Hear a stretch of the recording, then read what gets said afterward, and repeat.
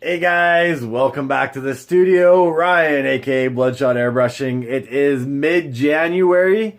I am back into the projects, and as promised, guys, the psychedelic eyeball project is here, and I'm kind of excited about this one, guys. Definitely a little different. In an industry that is kind of overwhelmed with the big burly biker, it's nice to have something a little more lighthearted. And this one, guys and gals, is a little more for the ladies, alright? My client has chosen a bunch of imagery, graffiti style, but stuff that reflects her personality. And that's right, guys, this is a Harley-Davidson for a girl. Alright, guys. It is for everybody. Airbrushing, riding a motorcycle. I don't care what you do. I don't care what your gender is. These lines that we've imagined are just that, imaginary, guys.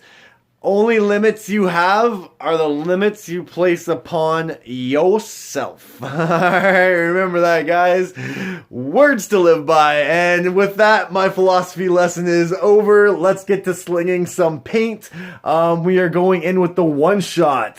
I did build a little castle. We've got the one-shot paints. We've got the mineral spirits, the Tower of Power.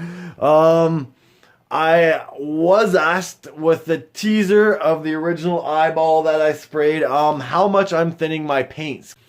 And what I learned, guys, was I had to thin out these paints considerably. For every one drop of the lettering enamel, I found I had to use about 10 to 15 drops of mineral spirits just to thin it out enough so that it sprayed evenly through the brush. Guys, with that being said, I did loosely use my water-soluble pencil and draft out an eyeball. I'm going to be using some stencils, but for the majority of this, it's just going to be freehand laying it in. I've got kind of a free rein on this one just to kind of have fun. So let's have some fun, guys. I'm going to whip you around, and you guys can enjoy the ride. I will do some voice overlay just to explain what I'm doing, but for the majority, I think we're just going to time-lapse this guy and try to bang it out as quickly as we can. Sound like a good idea? Alright, guys. Check it out. First things first, guys. White.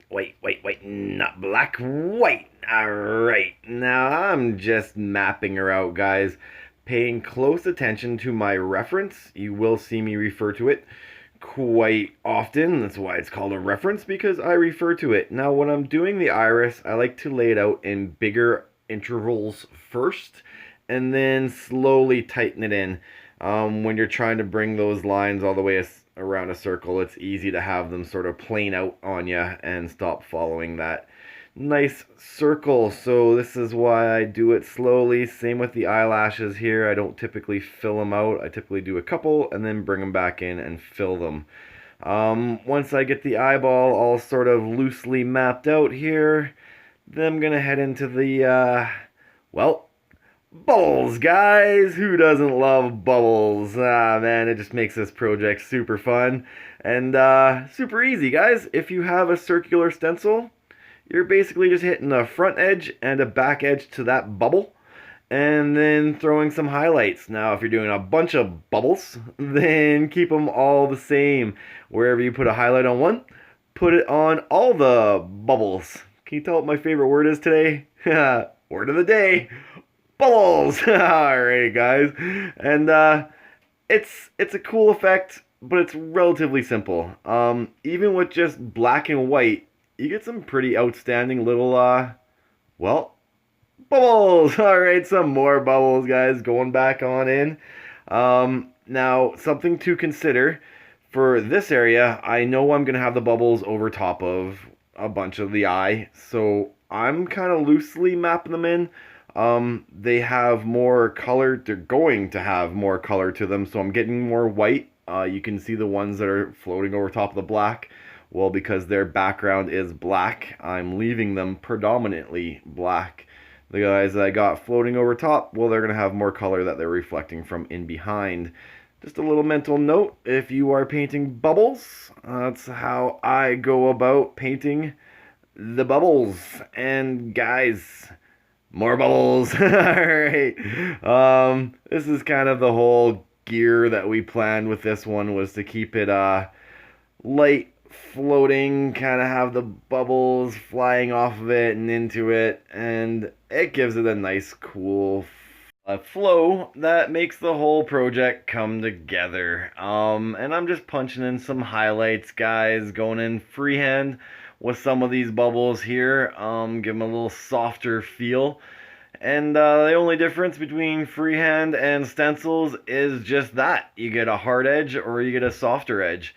So keep that in mind. Another little tip for the brain box, throw her on in there, guys. And I'm just finishing up with the last little bit of highlights, bringing it all up, punching it up, the brightest of the brights.